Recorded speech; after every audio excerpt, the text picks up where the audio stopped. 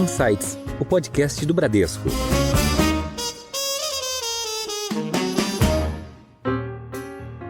Nosso portfólio, como eu falei, ele é focado num cliente que é muito mais resiliente a movimentos econômicos, tá? Então, assim, recessão, não recessão, alta de juros, queda de juros, eu acho que é um cliente que está sempre presente. Então, quando a gente tem grandes movimentos, tipicamente a gente se mantém melhor do que a indústria, porque o nosso cliente não deixa de vir ao shopping, não deixa de fazer compras, não deixa de ir ao cinema, restaurante, né? Então, assim, a gente tem uma resiliência muito grande.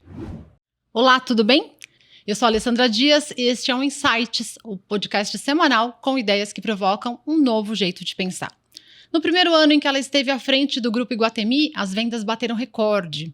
E a jornada é mais que dupla, viu?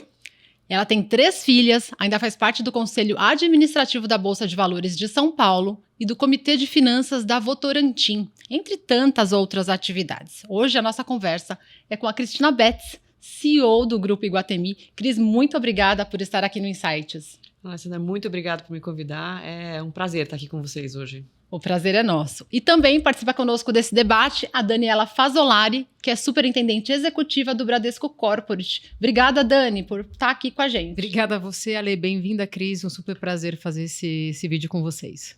Vai ser ótimo esse episódio. A gente vai começar falando, Cris, um pouco da empresa, né? Você tem mais de 700 mil metros de área para alugar ali nos estabelecimentos. Eu queria que você contasse um pouquinho desse retrato, né, do grupo, um ícone para o Brasil em alta renda. O nosso foco, então, a Iguatemi, ela tem hoje 16 empreendimentos, são, na realidade, 14 shoppings full service, 2 outlets, são 4 torres comerciais, e o nosso foco sempre foi num público médio-alto, assim, de poder, né, de renda econômica, e o nosso foco, então, ficou mais no sul-sudeste, né? Acho que a exceção aqui é o Distrito Federal, o Brasília, que realmente se encaixava muito no nosso perfil de shopping center. Acho que a nossa empresa não só faz a administração do dia a dia dos shoppings, mas a gente também tem no nosso DNA o desenvolvimento do shopping. Então, o desenho desde o princípio, toda a parte de pensar o conteúdo, a arquitetura, o paisagismo, os serviços. Então, não só o dia a dia, mas também, vamos dizer, a concepção dos produtos e a evolução, né, dos produtos. A gente tem o shopping mais antigo, né, do Brasil, na América Latina, na realidade, que é o Iguatemi na Faria Lima, que a gente chama Iguatemi São Paulo. Não foi um shopping que a gente construiu, mas foi um shopping que a gente adquiriu no fim da década de 70, quando a gente constituiu a Iguatemi S.A. como ela é conhecida hoje. E você sabe que outro dia a gente teve um convidado estrangeiro, veio aqui e falou assim, nossa, mas esse shopping parece novo, como ele pode ser o mais antigo? É um assim, ícone. Vocês estão preparando uma festa agora, de 60 anos. Porque ele esse ano faz 58 anos, daqui a 2 anos 60, é um marco pra gente, então a gente vai comemorar. Depois eu conto, assim, não dá para contar, dar spoiler ainda da festa, mas eu acho que a gente tem muito a comemorar. E eu acho que o fato não surpreende ele entrar e dizer assim, pô, o shopping parece novo. Porque exatamente esse cuidado que a gente tem de sempre manter atualizadas nossas propriedades, sempre pensando o que é de mais moderno, atual, né, em todas essas questões que compõem o shopping center. Muito bom. Bacana. É muita história. Falando um pouco de estrutura societária, né, Cris? Em 2007 vocês fizeram um IPO e em 2021 houve uma reorganização societária do grupo. Sim. Fala um pouquinho mais sobre essa mudança e sobre como a família Gereissati ficou como acionista da empresa. Dani, assim, a gente fez essa reestruturação em 21, mirando um pouco mais uma transparência, tá? A gente tinha alguns objetivos. O primeiro era essa transparência. Então, no passado, a Iguatemi, ela tinha uma holding em cima, que era a Gereissati Participações. A Gereissati tinha uma participação de 50% na Iguatemi, né? E a Iguatemi, então, listada em bolsa e tudo mais, né? Os outros 49 ponto alguma coisa. E a família com 60% da Gereissati Participações. Esse veículo, ele era uma holding para vários outros investimentos, e que ao longo do tempo foram se desfazendo e sobrou só a Iguatemi. Então ficou uma coisa meio ineficiente, uma holding em cima com investimento único, que era Iguatemi embaixo, não muito transparente, porque eram veículos separados. Então a ideia foi colapsar isso aqui num veículo só que virou a IGTI. A gente saiu de GTA para a IGTI, né? E a gente manteve, então, um pouco. A gente fez, na hora de fazer a junção das companhias, um prêmio para os acionistas da Iguatemi. A família se diluiu um pouquinho, ficou abaixo de 30%, né, na parte da composição econômica da companhia. E a gente fez, nessa reestrutura também, a gente criou, porque a Gereissat já era listada também, tinha ações ONs, PNs, a gente criou também, então, essa estrutura, porque a gente, dentro da Iguatemi, criamos units, né, e a gente deu para os minoritários, então, vários direitos que talvez na empresa abaixo não tivesse. Então, hoje eu acho que é uma empresa que tem uma governança mais robusta, né, os minoritários com direitos mais fortes, e transparente, porque todo mundo está no mesmo veículo, né? A outra coisa que eu acho que foi muito importante nessa reestruturação societária é que deu espaço para a gente manter a companhia dentro de um controle que era da família, mas com espaço de fazer um pouco mais de captação de equity. A gente fez agora, em 22 o follow-on, né, o follow-on, né, o terceiro follow-on da companhia, e que o main use of proceeds disso aí foi fazer a aquisição dos 36% do JK. Então, hoje a gente é dono 100% do JK, é o nosso segundo shopping do portfólio. Eu brinco, quando ele começou, eu brincava que ele era o primo irmão do Iguatemi, depois ele passou a ser irmão caçula. Eu acho que ele já é o irmão adolescente, assim, eu acho que já está chegando ali numa rentabilidade parecida com o Iguatemi São Paulo, né? Então, realmente é ótimo a gente ter 100% desse shopping para a gente. É o segundo melhor shopping em termos de rentabilidade por metro quadrado do Brasil, só perde para o Iguatemi São Paulo. Então, então, voltando aqui para a reestruturação, importante a gente ter feito isso para a gente ter espaço para fazer esse tipo de crescimento. Perfeito. Nós estávamos falando aqui antes, né, o momento super oportuno do follow-on em 22. Exatamente. Eu acho que a gente teve às vezes tem que contar com um pouco de sorte, né?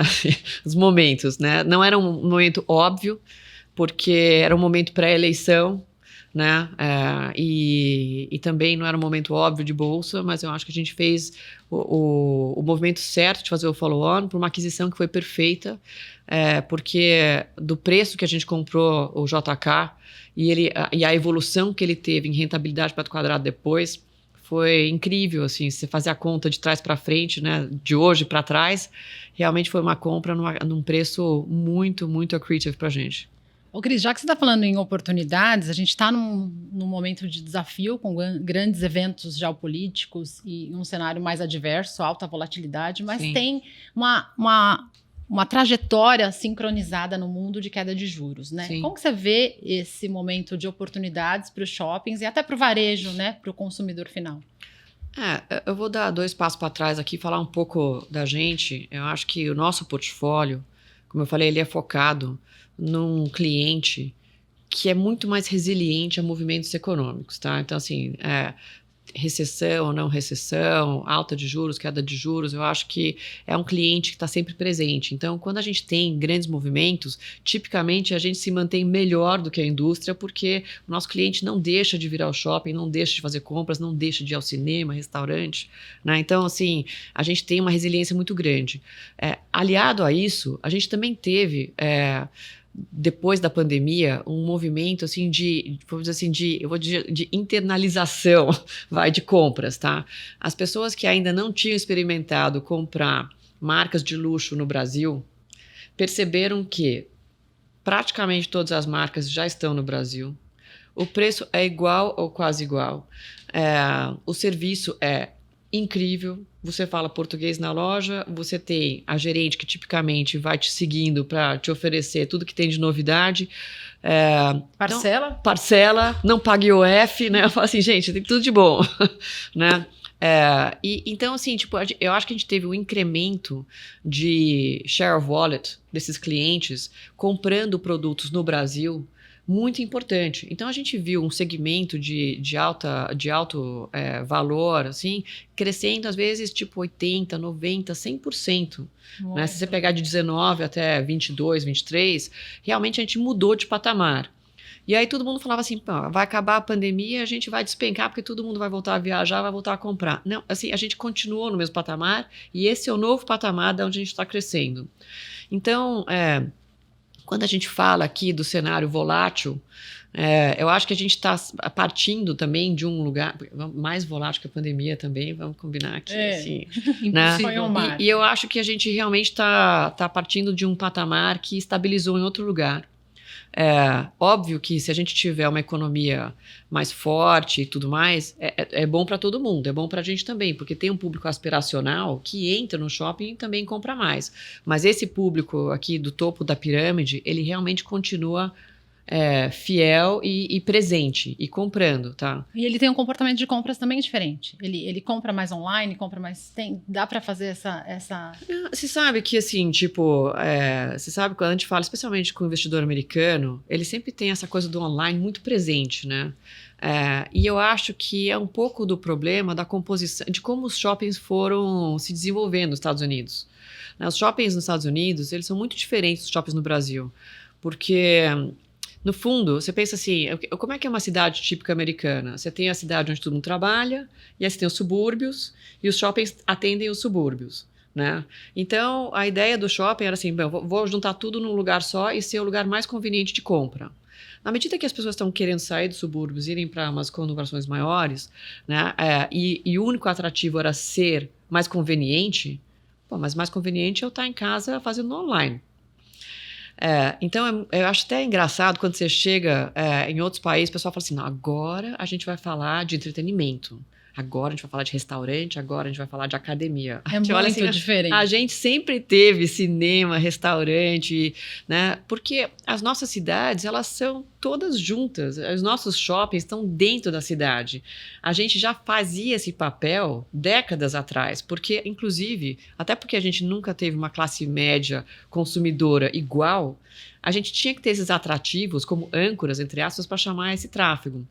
E hoje, a gente está falando tanto de experiência, essas coisas fornecem experiência, mas as próprias lojas também estão preocupadas em fornecer experiência. Então, assim, o online, ele é importante, claro, porque hoje em dia, eu diria que é seamless, né? Você pega essa nova, a gente estava comentando aqui antes, nessa nova geração, eles não veem diferença entre físico, digital e tudo mais. É uma coisa só, tem que ter a mesma linguagem, tem que ter o mesmo serviço.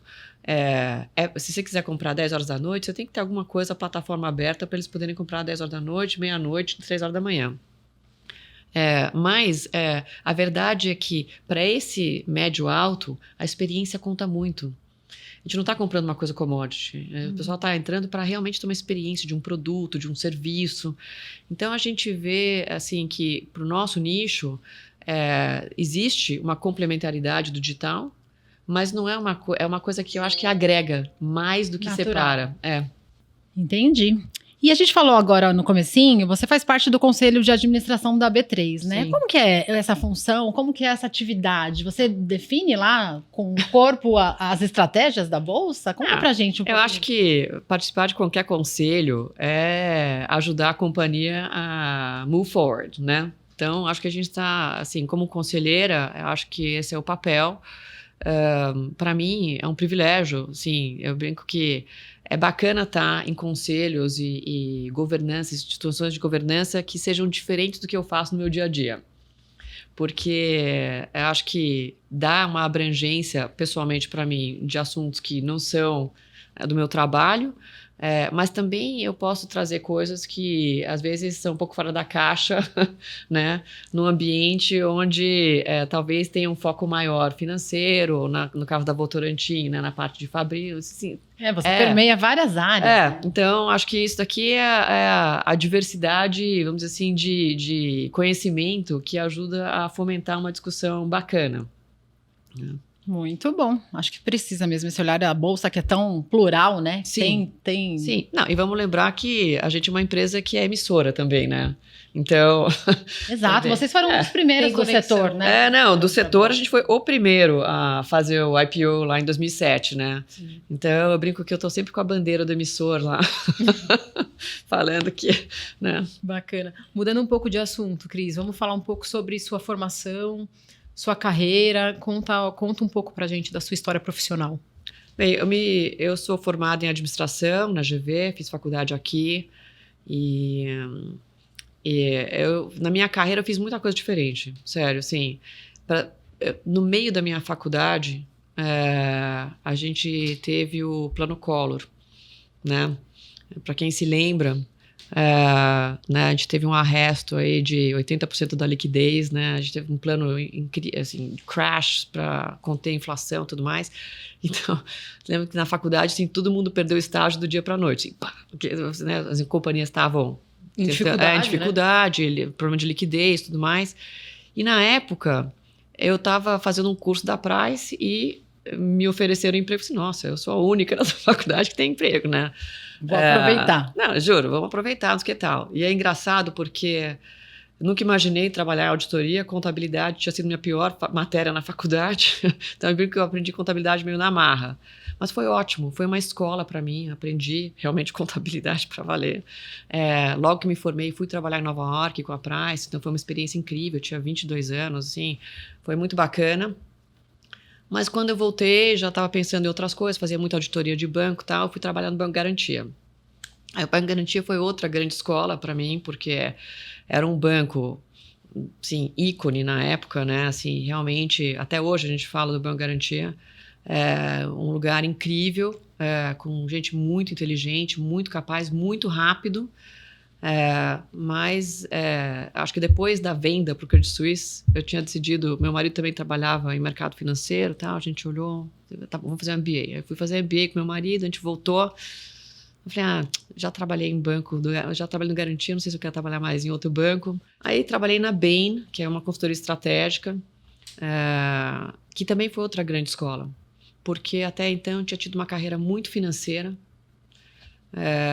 e eu acho que a Bain abriu um pouco o leque dos assuntos assim mais holísticos da companhia, sabe? Assim, realmente falar de estratégia de marketing, estratégia de produto, coisas completamente diferentes do que eu estava acostumada. Mas, assim, e é super legal, mas tem um problema. Você nunca, you never do it yourself, sabe? Você nunca faz você mesma, você está sempre dando a sua opinião. Orientando. Que isso não combina tanto comigo. Então, eu estava na época fazendo um projeto na TAM, pulei de lado, fui trabalhar na TAM. E foi ótimo, porque quando eu cheguei, a gente já estava lá como Bain há um ano, fazendo o plano de turnaround da companhia, e tinha recém-contratado o Bolonha de volta como CEO, o Líbano de volta como CFO, e aí os dois vieram e falaram assim, não, Cris, a gente vai fazer o re-IPO da companhia, porque a companhia era listada, mas tinha tipo assim 2% de float, né? Então tinha todo o ônus de ser uma companhia aberta, mas nenhum bônus. E aí eu falei assim, bem, então, Cris, você faz aí. Eu falei, ok.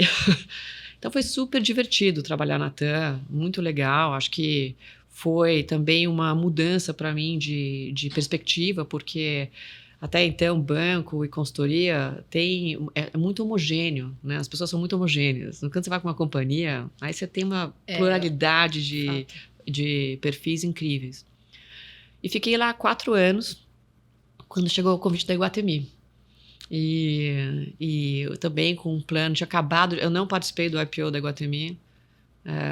Mas chegou na sequência. Cheguei na sequência, Cheguei logo depois. E foi incrível, porque eu me lembro assim, que até era um negócio gigante, né? E a Iguatemi ainda era bem menor. Eu falei, você tem certeza que vocês, né, querem me contratar? Eu falei, não, vem que vai ter muita coisa para fazer. E foi ótimo, porque desde então a gente... Imagina, quando eu cheguei na companhia, tinham 8 shoppings. Já dobrou? O EBITDA era 70 milhões de reais. Esse último ano a gente reportou 900. Assim, a gente já teve mais de 20 shoppings, a gente já voltou para 16, mas assim, essa jornada toda de crescimento da Iguatemi tem sido incrível. Então, e Já poder passou por vários participar ciclos disso, do setor. Exato, também. Né, altos, baixos, baixos. muito baixos na pandemia, voltamos agora. Então, assim, é muito divertido. Mas é legal, porque no final das contas, eu acho que, na minha experiência, e por isso que eu gosto de fazer B3 e Votorantim, na sua última pergunta, porque eu acho que, assim, essa pluralidade de assuntos, minha carreira já foi assim, eu fiz muita coisa diferente, e até hoje eu faço muita coisa diferente. Os shoppings também me proporcionam muita coisa diferente, porque uma empresa que nem Iguatemi, você pode falar de real estate, você pode falar de consumo, você pode falar de tendências de moda, você pode falar da parte financeira, que nem a gente estava falando aqui, das captações. Assim, tem tantos assuntos diferentes que também dá uma pluralidade de dia a dia, assim, sabe? Se reinventa a cada momento. E Né? sempre tem uma coisa nova para fazer, sabia? Sempre. Eu imagino. É um universo, né? Exato. Nós já falamos aqui, né, agora antes da conversa, um pouco sobre a concepção do shopping no Brasil, né, e a diferença dessa concepção com o shopping fora. Aqui no Brasil, as pessoas vão ao shopping para ter, como você falou, a experiência, Sim. segurança, conveniência, além da parte das compras. Explora um pouco mais pra gente, Cris, exatamente como que vocês se posicionam e as grandes diferenças aqui com os mercados lá fora. Eu acho que sim, essa coisa de, primeiro, ser muito urbano é muito diferente, né? Então, como eu falei, eu acho que quando você vê shoppings lá fora, não necessariamente eles estão tão ligados no dia a dia das pessoas da cidade como a gente está hoje, né? Pega o próprio Iguatemi São Paulo, ou JK, mas praticamente todos os nossos shoppings do portfólio. Tem gente que almoça todo dia no nosso shopping, sabe? Assim, o cara atravessa a rua e está lá todo santo dia. Não consigo imaginar um shopping nos Estados Unidos que tenha essa mesma função, ou poucos têm, tá? Não é que tem alguns, mas não é comum, tá? Eu acho que a outra coisa que eu vejo, assim, realmente diferença é a gente foi crescendo e mudando e adaptando junto com o crescimento das cidades. Então, as pessoas têm um elo emocional com os nossos shoppings, né? Eu estava contando outro dia que a minha família mudou para São Paulo em 74. Eu ia comprar uniforme de escola, sapato de escola. No topo da rampa tinha uma Noa Noa, onde hoje é a Chanel, era Noa Noa, onde a gente comprava sapato de escola. Eu me lembro disso, as pessoas se lembram, né? Elas têm essa conexão. As decorações de Natal. As decorações de Natal, os eventos, né? Eu sinto que a gente, de certa forma, cresceu junto com os shoppings das nossas infâncias. Então, isso é muito importante porque isso cria essa lealdade, esse laço, né? E na medida que a gente vai adaptando o shopping, porque uma coisa assim, é muito verdade de shopping center, você tem que estar, para você ser relevante, tem que estar sempre adaptado ao seu tempo. Tanto na parte de conteúdo das lojas, então você tem que ter lojas que são novidade, né? Porque as pessoas esperam ver o que é. Assim, você não pode ficar sempre com a mesma coisa, que é um pouco boring, né? As tendências de consumo mudam, né? Então, a gente precisa ter uma comida que seja mais saudável, né? Quando você vê uma track and field que faz dentro de casa, né? Toda a parte de comidinhas e lanches saudáveis, é uma tendência que a gente tem que ir se adaptando. Então, a gente vai se adaptando. A parte de paisagismo. Então, você lembra, assim, e arquitetura. Você vê, às vezes você chega nos Estados Unidos e vê uns shoppings que são escuros, porque Caixotão, na década... né? Caixotão, porque na década de 70, 80, o pessoal tinha uma tese que é o seguinte, pô, tem que ser tudo escuro, o que fica visível é a vitrine. Então, o que brilhava era a vitrine. Pô, mas ninguém que está num lugar escuro mais hoje em dia. Por isso, assim, você vê, nos nossos projetos tem muito skylight, muita luz do dia. O próprio JK tem muito essas aberto. Iluminação natural. Porque você tem que ter, as pessoas querem ter essa sensação de bem-estar, de estar, né, assim, num lugar aberto. Apesar de estar num lugar fechado, seguro, né, controlado, temperatura, tudo, mas a sensação é de estar num lugar aberto. Quando a gente abre, e essas coisas que a gente vai evoluindo. Então, por exemplo, assim, o Iguatemi São Paulo, mas que a gente está fazendo agora no interior. Quando a gente cria um boulevard para trás, imagina, era só estacionamento. Agora a gente abriu e fez terraço de todos os restaurantes para fora. A gente vive lotado. Vive lotado, porque as pessoas querem estar nesse ambiente fora, juntos. Então, tudo isso, a gente se encontra lá, a gente faz programa lá. É bem diferente, eu acho, a utilização desses espaços, né?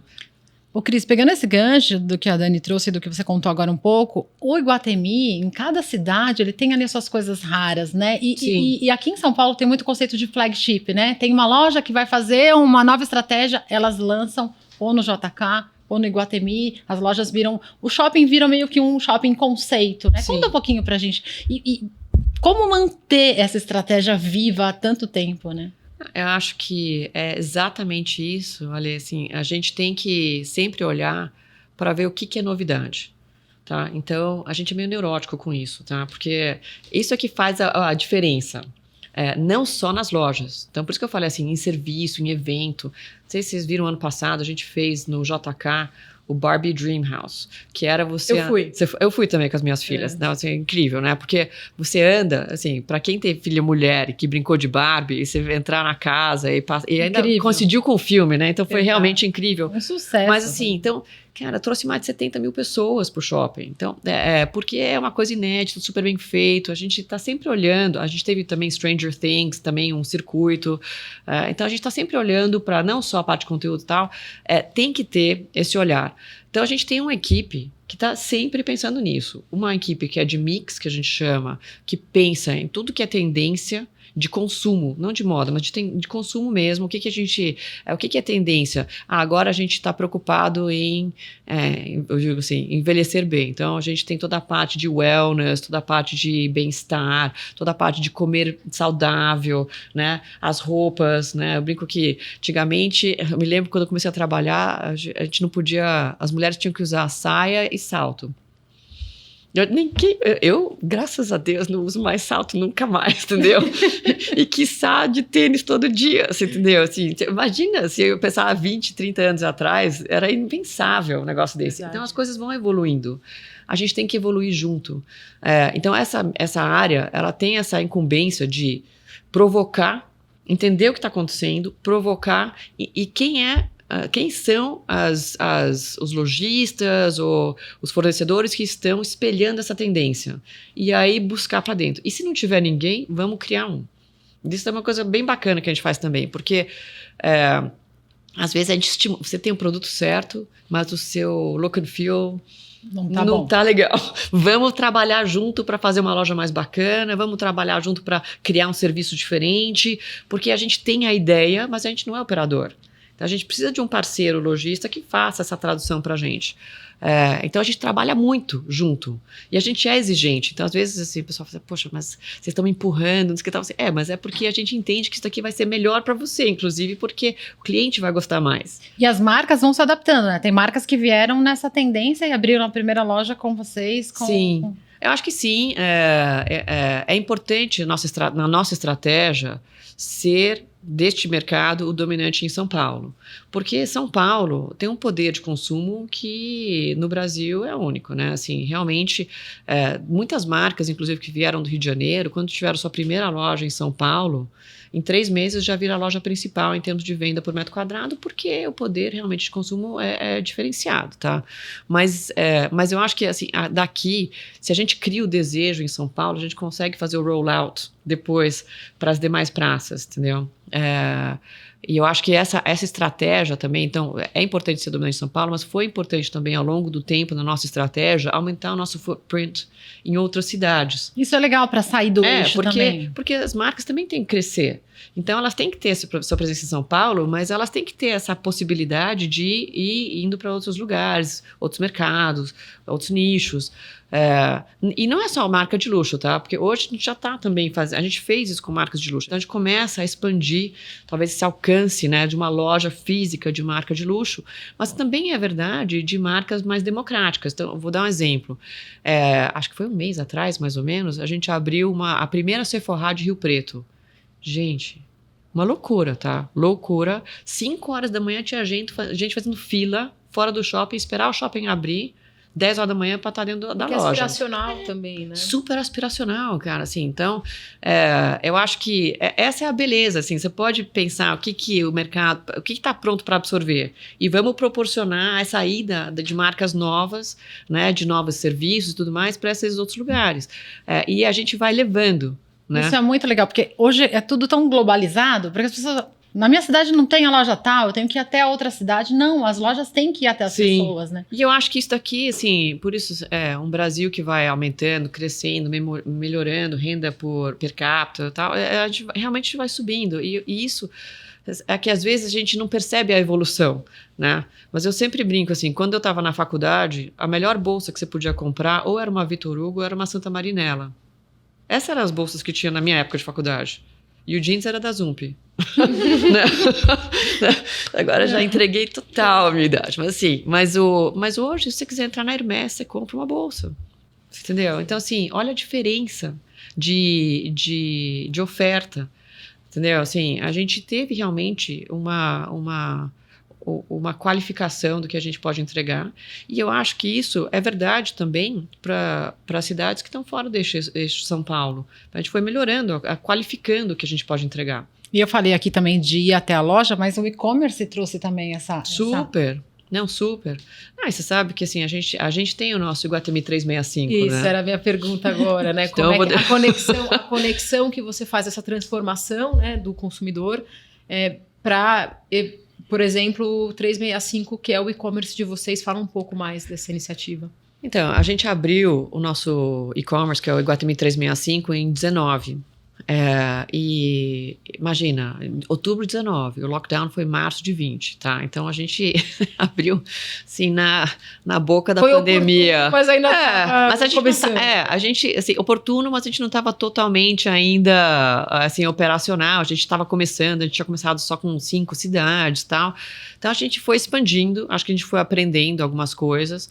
A gente passou por um movimento grande de expansão. A gente, ano passado, deu uma encolhida na oferta de produtos, mas a gente continua atendendo o Brasil inteiro. Hoje a gente oferta 60 marcas, né?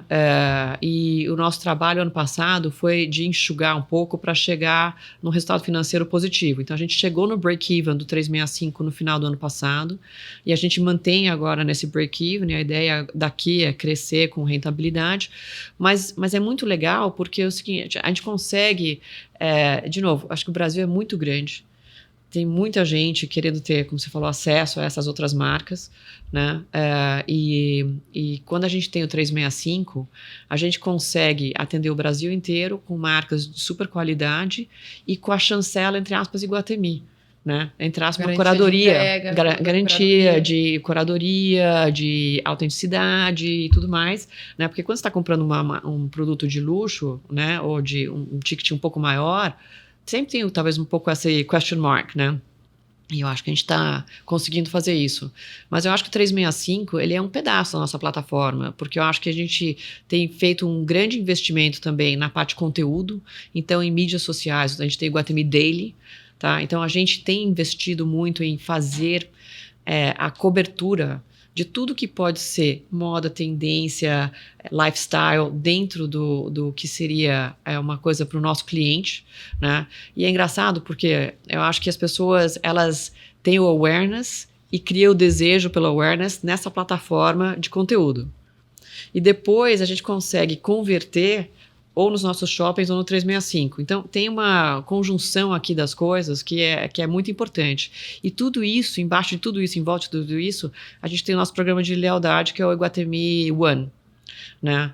E que a gente tem feito agora algumas campanhas, e a gente estamos na quarta Collections agora, que é a campanha. Então, quando você compra no 365 ou compra no físico, você ganha pontos e vai trocando por presentes diferentes. Dessa vez, nesse Collections, a gente está falando de panelas da Staub e da Zwillig, né? A gente já teve taças da Nachmann, a gente já teve faqueiros, a gente já fez várias coisas. Isso aqui é um sucesso, né? Que quando começou, eu, com o meu background mais financeiro, falei assim, guys, vocês têm certeza? Sim, vai dar certo. Não, Cris, vai dar muito certo. Tem apelo comercial. Posso te falar? Eu falei assim, cara, o pessoal do Iguatemi, será que o nosso cliente vai querer trocar pontos, não sei o que e tal? Eu mesma fico enlouquecida trocando pontos, você entendeu? Então, assim, é muito engraçado, assim, esse desejo, né, do brinde e também um produto de qualidade que a gente entrega. Mas o mais importante de tudo isso é começar a entender o consumidor. Então, com esse programa, a gente, de lealdade, hoje a gente identifica mais ou menos 20% das vendas da rede dentro desse programa. 20% é bastante já consegue ter uma sensibilidade. E eu acho que conhecer o nosso cliente final é muito importante para a gente, porque, no fundo, tudo que a gente faz, de loja, de arquitetura, de serviço, de evento, é para o cliente final. O intermediário é o lojista, obviamente, que nos possibilita fazer esse serviço todo, tudo que a gente faz de construção, mas a gente quer entender, quando a gente entende esse cliente final, a gente consegue oferecer melhor. A gente vai entender menos, vamos dizer assim, artístico, mais data-driven, fazer a parte de mix, fazer a parte de ofertas específicas. Então, a gente está caminhando realmente para um relacionamento mais one-to-one, né? E as plataformas digitais são um grande caminho para isso. O 365 também é um grande caminho para isso. E nisso a gente vai também, como a gente estava falando, se aprimorando, né? Se atualizando. O Cris, e por falar em se atualizar, investimento e tecnologia, tem a IA, a inteligência artificial, permeando diversas frentes. Como é que isso está em meio aos shoppings, nas estratégias de vocês, em meio às marcas, né? Como é que essa conexão, essa nova conexão tem permitido aí frentes para vocês trabalharem? A gente tem várias iniciativas dentro de casa ainda, não para cliente final ainda, mas dentro de casa, para solucionar, vamos dizer assim, tarefas que são mais repetitivas ou analíticas, né? E a ideia é que a gente faça isso de uma maneira que a gente possa liberar o tempo das pessoas para realmente tomar as decisões, né? E não ficar fazendo as análises. Então, esse caminho, acho que é um caminho sem volta. Porque, de verdade, assim, aí a gente vai qualificando as pessoas. Então, tem um trabalho grande, porque IA é muito bonito, mas a verdade é que também você tem que ter toda a parte de dados bem estruturado, né? Então, tem um trabalho, vou dizer assim, de saneamento que tem que acontecer antes, mas a gente está bastante empenhado nisso. Tem áreas que estão mais avançadas do que outras, mas eu acho que isso é uma questão de tempo para a gente começar a evoluir em o que tange ao cliente. Porque, de novo, se a gente começa a ter dentro de casa os processos, a gente já testou como é que funcionam as ferramentas, a gente tem esse entendimento mais detalhado do que o cliente final está comprando, o que ele precisa, o que ele gostaria de ter, a gente consegue juntar as coisas para ter, no final, um atendimento melhor, para ter uma proposta do que a gente vai oferecer melhor, né? Perfeito. Então, eu já pulo aqui para a pergunta do mix. Acho que você já falou, né? Os dados ajudam bastante a você entender o consumidor, a ter uma abordagem mais one-to-one, mas imagino que a essência do negócio de vocês é definir o mix perfeito para os shoppings. Como que é esse trabalho? Como é que vocês operam nesse sentido? Então, eu acho que cada shopping tem uma vocação. Essa é a primeira coisa, né? A sua localização, onde ele está, entender qual é a vocação do shopping, quem é o público que frequenta aquele shopping, é a primeira coisa muito importante. Dito isso, uma vez que a gente chegou nesse ponto, nós fizemos, bom, então quais são o conjunto das lojas, dos serviços que vão atender bem? E eu acho que a gente sempre tem uma coisa que a gente fala dentro da companhia, que é resolver a vida, entendeu? Você tem que ter o certo produto, mas tem que ter a abrangência daquele produto. Então, eu sempre brinco assim, tipo, meu marido é um cara que não gosta de fazer compras. Tá? Se eu levar ele no shopping porque ele precisa comprar um sapato e só tiver uma loja de sapato e ele não encontrar o sapato que ele quer, porque ele vai ficar louco comigo, entendeu? Então, assim, você tem que ter mais de um, você tem que ter opção. Perfeito. Né? Mas você também tem que ter todas as categorias. Então, assim, é uma arte isso aqui, tá? Eu brinco que é o stick e puxa, porque você tem que ter tudo que tem que caber lá dentro e você tem que ter a abrangência, mas você tem que ter profundidade. Então, eu acho que o trabalho é entender, então, quais são essas categorias, dentro dessas categorias, dentro do perfil do shopping, quais são as marcas que funcionam. E se não tiver, vamos buscar. Ou vamos ajudar alguém a desenvolver. Né? A gente também faz bastante isso. E a gente também tem, que a gente estava falando antes, sempre também um olhar para dizer o seguinte, ok, tem tudo isso aqui, mas o que a gente vai levar de novidade que o pessoal nunca viu aqui? Quando a gente estava na época dos Greenfields, a nossa meta era assim, vamos abrir um shopping novo, 25% tem que ser marca inédita, ponto. Então, assim, no JK, por exemplo, eu me lembro que a gente trouxe 25% era inédito, ou porque nunca tinha estado no Brasil, ou porque nunca tinha estado em shopping center. O primeiro bate de latte em shopping foi no JK. Acho que tem 10 metros quadrados. Assim, vende pra caramba, né? Sempre filas homéricas, isso aqui e tal. Mas, foi um sucesso desde sempre. Entendeu? Perfeito. E tem uma questão da moda também. A moda permeia esse ambiente como nunca, né? E o Iguatemi consegue surfar, né? Nesses ícones da moda, né? Moda, assim, sempre foi uma parte relevante do nosso negócio, né? Sim, se você pensar dentro do mix todo da nossa... O pessoal fala assim, mas quanto você aumentou de restaurante? Assim, a gente não aumentou... Porque o pessoal fala de entretenimento agora, fala assim, não, agora aumentou o restaurante pra caramba. Não é verdade. A gente tem o mesmo número de restaurantes, talvez só mais qualificados. Né? Restaurantes que antes serviam só almoço, servem almoço e jantar. Né? Porque talvez 20, 30 anos atrás era impensável você ir para o shopping jantar fora. Verdade. E hoje todo mundo vai feliz, porque tem muita opção. Na mesma parte, a moda, eu acho que a moda sempre continuou, sempre foi mais ou menos uns 30, 40, dependendo, até 50% se contar sapatos e tudo mais, né, acessórios, do total da ABL, né? É importante entender que moda tem seus life cycles também. Então, tem marcas que vão e que chegam, vão, mas tem marcas que vão se atualizando, tem o que está mais na frente, tem outros que estão um pouco mais para trás. Assim, tem essa dinâmica, né? É importante a gente saber qual é essa dinâmica para a gente ir se preparando, porque dos problemas do sucesso também para a gente é o seguinte, os shoppings estão 95% ocupados. Então, você quer trazer uma marca nova, o cara fala assim, não tem espaço para essa marca. O que você faz? Então, você tem que estar sempre...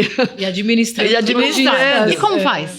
Então, as marcas que estão, vamos dizer assim, saindo, a gente tem que conseguir tirar, porque elas precisam abrir espaço para coisas novas e assim vai, tá? Eu acho que... E é engraçado, porque as coisas têm seus life cycles mesmo, né? A gente hoje tem uma livraria no Iguatemi São Paulo, que é menos de 1/4 do que era a livraria antiga e vende mais do que vendia antes. Por quê? Porque mudou a dinâmica, né? A gente tem, então, pensar um pouco na moda, entender quais são as novas marcas, é importante para a gente também abordar e trazer para o Brasil, ou pensar o que a gente vai trazer de moda brasileira que está up and coming, que a gente quer ter dentro com a gente. É muito importante a gente conseguir fazer esse tipo de movimento. Por quê? Porque a gente vai atualizando, né? E, de novo, a gente vai vendo o que está acontecendo. Então, quais são as marcas? Uma das coisas, não é por acaso que a gente faz o sponsorship do São Paulo Fashion Week há anos. E, inclusive, nos últimos tempos, a gente tem feito desfiles dentro do JK e do Iguatemi São Paulo, porque é insumo para a gente. É insumo para a gente entender. A gente cobre, né, os Fashion Weeks de Milão, de Paris, porque tudo isso é insumo para a gente entender para onde as marcas estão indo. E o que a gente precisa trazer, o que a gente precisa se atualizar, né? De novo, o time do Mix lá fica ocupado. Todo momento se reinventando. Também, eu acho que uma coisa diferente da gente eu me lembro que eu fui numa conferência uma vez que era de real estate. E eu falando de moda, falei do 365, não sei o que tal, o cara falou assim, mas eu achei que vocês fossem uma companhia de real estate. Eu falei assim, a gente é uma companhia de real estate, mas a gente tem uma alma de varejo.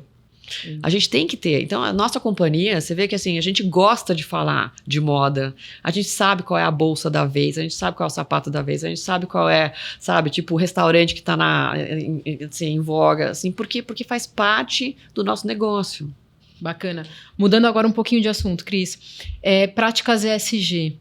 Fala um pouco de como vocês operam esse tema na empresa e se vocês conseguem agregar o engajamento dos lojistas por ter práticas de ESG avançadas. Então, a gente tá na nossa jornada ESG. Acho que o ano passado foi um ano muito importante para a gente, porque foi o primeiro ano que a gente se organizou. Eu acho que a gente sempre... ESG, eu brinco assim que é uma sigla, mas que a verdade é que ela sempre esteve presente na Iguatemi. A gente sempre pensou em ESG, mas talvez não com essa denominação e não com essa organização toda. Então, o ano passado foi importante porque a gente juntou tudo que a gente fazia e colocou no papel e soltou nosso primeiro relatório de Que sustentabilidade. antigamente eram práticas de governança corporativa. Não era só a prática. Assim, a gente sempre teve preocupação, por exemplo, com insumos, porque energia e água são principais insumos do shopping center. Né? Assim, então a gente sempre teve preocupação de ter fornecimento de água que fosse sustentável, de práticas sustentáveis de energia, até porque economicamente faz sentido quando você troca tudo por LED, quando você faz escada rolante, sabe aquela escada rolante quando você pisa ela começa a andar, porque ela não fica rodando, porque não gasta energia, tudo isso tem a ver com essas práticas sustentáveis que a gente sempre teve, mas que talvez não tivesse embaixo desse nome guarda-chuva assim que a gente tem hoje. Então o que a gente fez? A gente foi coletando tudo que a gente faz, colocou tudo num relatório de sustentabilidade e se organizou. O que a gente precisa fazer? Onde a gente está? Da onde a gente vai daqui para frente? Né? Então, e a primeira coisa que a gente resolveu colocar como meta no ano passado foi assim, vamos pensar em resíduos. Né? Como é que a gente está na nossa prática de resíduos? E a gente saiu de 80% de tratamento de resíduos para 91% em um ano, só por dar foco. É engraçado, né? Porque assim, tipo, não é que não estava no foco, a gente já fazia 80% de tratamento. Mas pelo simples fato de a gente falar, vamos melhorar, a gente foi lá e melhorou mais de 10% no tratamento dos resíduos. Então agora a gente está olhando quais são as metas que a gente vai colocar, como a gente está se organizando para isso. Eu acho que na parte olhando todos os stakeholders, a gente montou a nossa matriz de materialidade, a gente olhou muito para os nossos colaboradores, a gente aderiu a várias metas globais, então Pacto Global, Acnur, não sei o que, a gente fez várias associações e eu acho que a gente está caminhando para essa. Vou dar um exemplo aqui. A gente também se comprometeu até 2030 com o Pacto Global ter 50% das líderes mulheres, mas a verdade é que hoje a gente já tem 50% das líderes mulheres na companhia, tá? Assim, antes eu falei assim, essa meta não vale que a gente já ganhou, vamos pensar outra meta. Pela história de vocês já tem esse compromisso, a gente naturalmente. É que assim, já estava dentro da companhia, mas eu acho que a gente tem que agora olhar onde a gente pode se esticar. Uhum. Então, uma das coisas que a gente também está olhando, vou dar outro exemplo, antes de falar dos lojistas, tudo que a gente constrói daqui para frente, a gente quer algum tipo de certificação. Então, quando a gente fez a torre do Sky Galeria, que é em Campinas, a gente já fez certificado. A gente está fazendo um bairro do lado do Iguatemi Campinas, que chama Casa Figueira, que a primeira fase do projeto a gente já tem a certificação Aqua. Então, assim, tudo que a gente está fazendo de construção, ele já nasce com algum tipo de certificação. Mas a pergunta é, o que a gente faz com o portfólio que já existe? Como a gente certifica os antigos, vamos dizer assim, né? Os bons e antigos, né? Então, a gente está trabalhando para ver quais são os passos que a gente precisa tomar para poder fazer esse tipo de coisa. Na sua pergunta para o lojista, eu acho que isso daqui a gente ainda é um pouco tímido, porque a gente está organizando dentro de casa ainda as nossas práticas, mas a gente já vê um movimento muito interessante dos nossos lojistas de também estarem adotando práticas de sustentabilidade. Então, a gente já teve, por exemplo, marcas que trabalham com comunidades, né, diferentes, ou marcas que estão promovendo o bem-estar, ou marcas que estão trabalhando, assim, tem muitas marcas caminhando em assuntos diferentes. Então, a nossa ideia é pensar como é que a gente faz primeiro a parceria com essas marcas que já estão um pouco mais adiante, para depois fazer juntos o trabalho de influenciar as demais, sabe? Mas olha, esse aqui é um assunto que, tipo, vai forever. Finir, né? Forever. Ô, Cris, pegando esse gancho, vocês também têm um programa Etiqueta Única. Conta pra gente o que é e como ele permeia esse ambiente de alto padrão. Como é que as coisas se conectam? A Etiqueta Única, na realidade, ele é o maior second hand de luxo, de marcas de luxo no Brasil, mas é digital, tudo bem? E a gente comprou uma participação na Etiqueta Única eu agora tenho que lembrar um pouco, acho que foi 21 ou 22, não me lembro exatamente quando, mas e a ideia é que a gente vê um casamento com o nosso cliente muito grande, ou porque a gente tem um cliente que compra first hand e quer reciclar o seu guarda-roupa, ou porque a gente tem um cliente aspiracional que quer experimentar uma marca de luxo, mas vai comprar primeiro second hand, né? Então, assim, você vê que assim, tipo, esse crossover com a Iguatemi é incrível, porque tem esse casamento perfeito aqui, né? E a gente recentemente, agora, por exemplo, abriu um quiosque no Iguatemi São Paulo, da etiqueta única. A gente está pensando em outros lugares também. E é incrível, porque você vê muita gente que é fornecedora de produto para etiqueta única que nunca tinha ouvido falar, porque não está no radar, né? E eles aumentaram, assim, em captação, tipo, 30% por ter esse quiosque lá no Iguatemi São Paulo. Então, a ideia é realmente abrir um pouco mais, mas a gente ajudar nesse crescimento do second hand. Tem tudo a ver com a gente estava falando aqui de ESG, né? Da sustentabilidade, dos produtos e tudo mais, né? E produto de luxo, eu acho, assim, muito bacana, porque ele é um produto que, naturalmente, assim, ele já tem uma vida útil maior. Uma durabilidade maior, você entendeu? Então, isso também é muito bacana, porque ele leva a isso, né? Acho que eu tenho uma história ótima, né? Porque a minha filha estava indo para a faculdade, eu falei assim, bem, né, vou dar uma bolsa para ela, mas vou dar da etiqueta única. Porque aí ela pode usar sem medo, né? Até para valorizar, né? E para começar e tudo isso que tal, assim, tipo, nossa, mas feliz da vida, assim, sério, é muito bacana. E é uma geração também que valoriza o second hand. Que tem outros valores. Que tá mais acostumado com o conceito do que a minha geração, e eu acho que tem essa pegada toda. Mas, assim, tem uma outra história ótima que passou uma senhora e tava o fundador lá da etiqueta única no quiosque naquele dia, e ela falou assim, não, agora que você tá no Iguatemi, vai dar tudo certo para você. Eu falei assim, nossa, que ótimo. Mas eu acho que, de novo, acho que a ideia é ter essa parceria, ajudar eles no business deles, crescerem. A gente tem essa sinergia dos nossos negócios, né? Faz sentido para os dois lados. É um ganha-ganha. Você já falou em mais de uma vez aqui que você tem, eu até falei lá no começo, você tem 3 filhas, nós estamos aqui numa mesa feminina, todas Exato. somos mães, É. e a gente sabe os desafios, não, Dani, de lidar ali com Sem toda a dúvida. jornada que a gente tem, com os filhos. Como é que você faz isso, Cris? Como é que, permeando aí vários negócios, além do Grupo Iguatemi, com 3 filhas, como é que você se divide? Que conselho você daria para outras mulheres que querem chegar a ser uma CFO, uma CEO, com a maternidade em meio a tudo isso? Bem, assim, primeira coisa, eu acho que eu tenho que dizer que eu sempre tive um lugar assim, de privilégio, porque eu sempre tive uma rede de apoio muito grande, né? E tudo que eu, do meu ensino e tudo mais, faculdade, minha formação, mas de verdade, assim, para qualquer pessoa que queira trabalhar, a primeira coisa que eu falo é assim, busca sua rede de apoio. Porque é fundamental, eu acho que é quase impossível sem ter alguém, sabe, para te apoiar. No meu caso, eu tenho um marido incrível que me ajudou pra caramba, que divide muito as tarefas da casa, assim, comigo, né? Então cada um tem o seu foco de o que tem que fazer, o que não tem que fazer, não sei o que tal. Minha mãe ajudou muito no começo, muito. Então, ficava com a minha filha mais velha, quando só tinha uma. Eu tive elas bem espaçadas, então foi bom porque ajudou a coordenar também, mas e eu acho que isso ajudou bastante, né?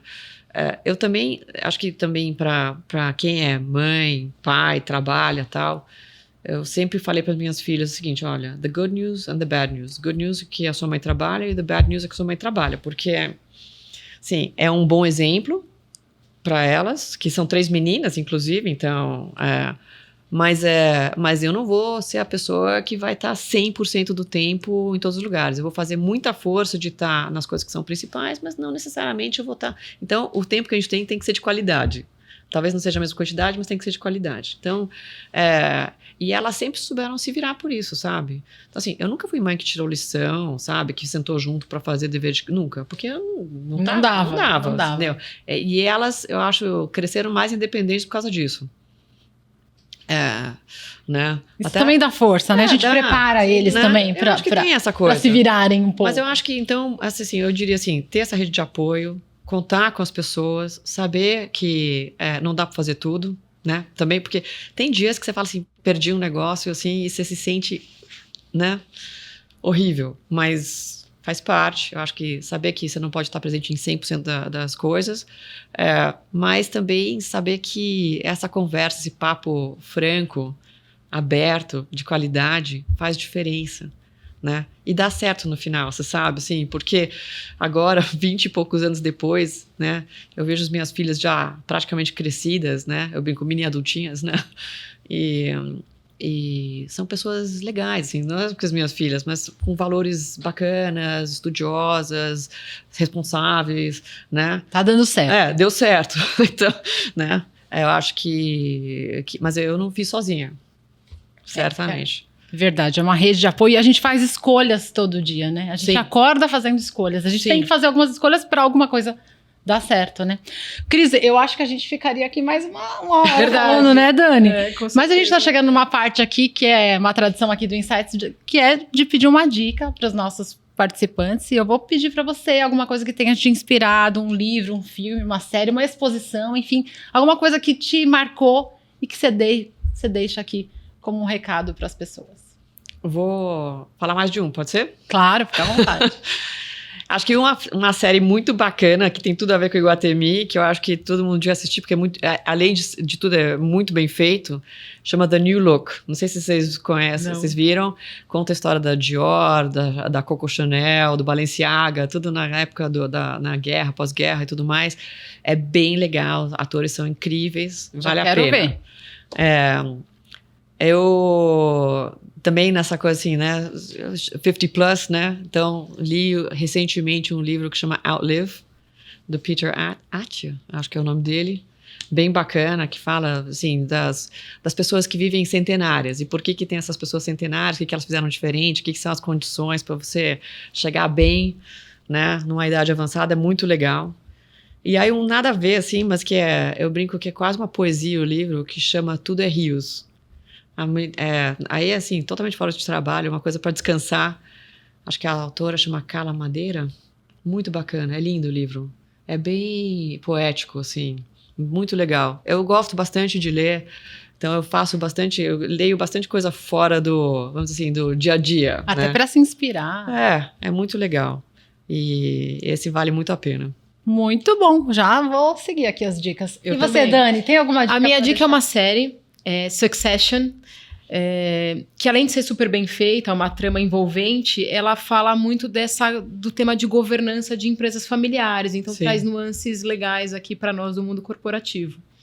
Muito bom. Que pena, a gente está acabando aqui.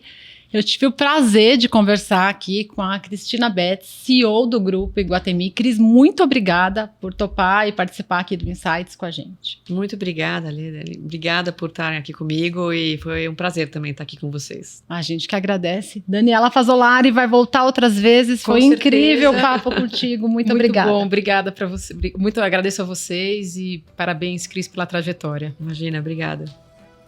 Muito bom. O Insights está nas principais plataformas de áudio e no Instagram, no perfil podcast.insights. Siga a gente, fique por dentro das gravações, dos bastidores e muito mais. Tchau!